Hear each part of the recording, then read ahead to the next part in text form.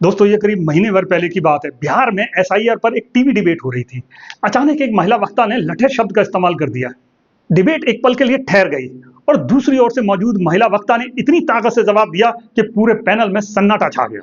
Anchor Amish Devgan को सूझा नहीं एक पल के लिए क्या किया जाए। अब तो हर सेकंड गुस्साई महिला वक्ता की आवाज तेज होने लगी।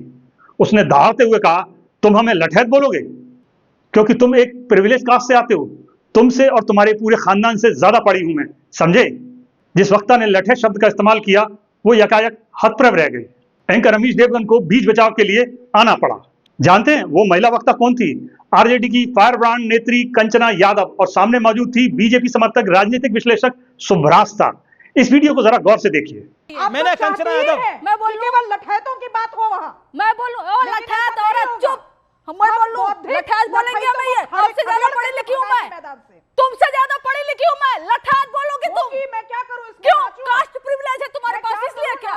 कास्ट प्रिविलेज है तुम्हारे पास इसलिए तो मुझे लठैत बोलोगी। लेकिन आप तुमसे ज्यादा तुम्हारे पूरे खानदान से ज्यादा पढ़े लिखे हैं और किसी का रोल है उसमें तो लालू प्रसाद यादव जी का रोल है। लालू प्रसाद यादव जी का रोल है कि तुमसे ज्यादा पढ़े लिखे हैं हम। और लठैत तो तुम बोलो नहीं, तुमसे ज्यादा एजुकेटेड, तुमसे ज्यादा ज्ञानी, तुमसे ज्यादा इंटेलेक्चुअल है, समझी। कास्ट प्रिविलेज लेके जो राजनीतिक विश्लेषक बन के बैठ गई हो, तुमको लगता है कि पूरी दुनिया लठैत है और तुम लोग पढ़े लिखो। अपने लीडर जाति प्रिविलेज वालों, तुम्हारे जैसे लोग के लिए लालू जी बने हैं, तुम्हारे जैसे लोगों को समझाने के लिए ही लालू जी का उदय हुआ था। तुम मुझे लठैत बोलोगी? तुमसे ज्यादा ज्ञानी है, तुमसे ज्यादा पढ़े लिखे हैं शुभ्रास्ता। लठैत तो बोलना मत तुम। ओके, शुभ्रास्ता कुछ कहना चाह रही है। अब आपने बोला। दोस्तों मेन स्ट्रीम मीडिया में अब ऐसी डिबेट आम हो गई हैं और उनके केंद्र में है कंचना यादव। अगर कोई वक्ता हावी होने की कोशिश करे तो कंचना उसे डपटने में जरा भी गुरेज नहीं करती। ये वीडियो देखिए।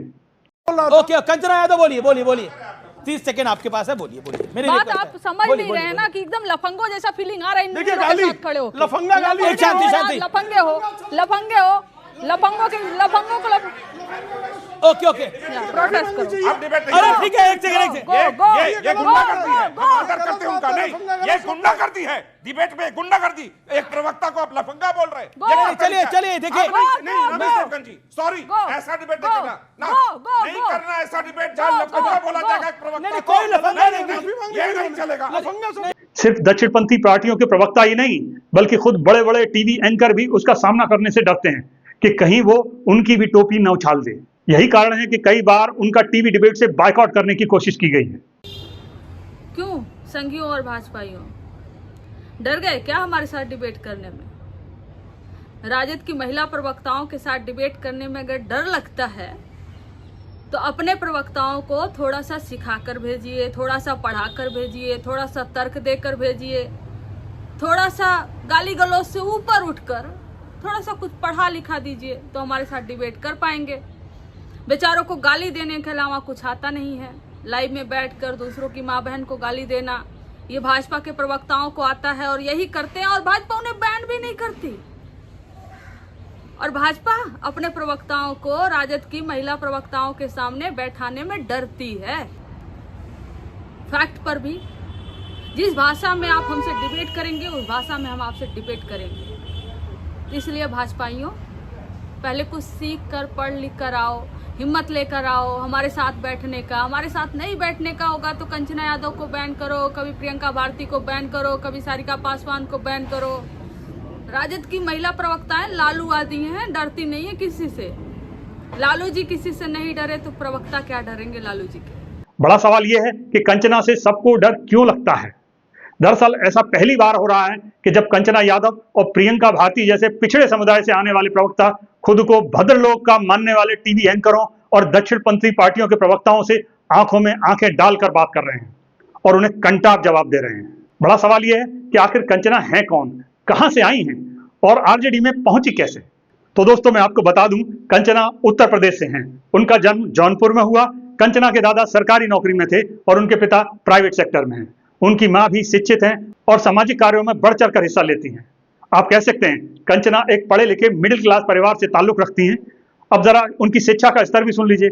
कंचना कोई आम लड़की नहीं है। कंचना दरअसल डाटा साइंटिस्ट है। उन्होंने बनारस हिंदू विश्वविद्यालय से ग्रेजुएशन किया है और जेएनयू से लाइफ साइंस में मास्टर डिग्री हासिल की है और इस वक्त पीएचडी कर रही हैं। उनका शोध दरअसल कैंसर कोशिकाओं को मशीन लर्निंग से कैसे पहचाना जाए इस पर है। जेएनयू में पढ़ाई के दौरान ही राजनीति में आई कंचना 2023 में आरजेडी की राष्ट्रीय प्रवक्ता बन गई।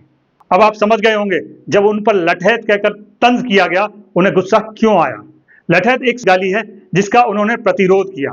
हालांकि सुब्रहस्ता ने अपने बचाव में कहा कि उनकी बात को गलत तरीके से लिया गया, उन्होंने ऐसा बिल्कुल नहीं कहा।